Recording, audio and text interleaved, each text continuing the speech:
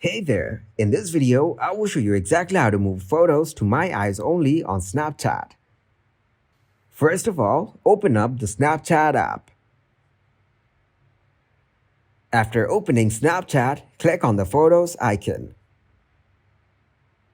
Here, you can see all the snaps you click. Go into My Eyes Only and click on the Setup button. Then tap on Quick Setup. Now create a passcode for My Eye Only. Then click to continue and then enter your passcode to get into My Eyes Only. Then open a snap and click on three dots from the top and tap to add the snap in My Eyes Only.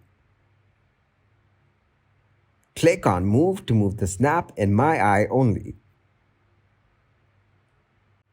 Then open up the My Eyes Only option to view your snap.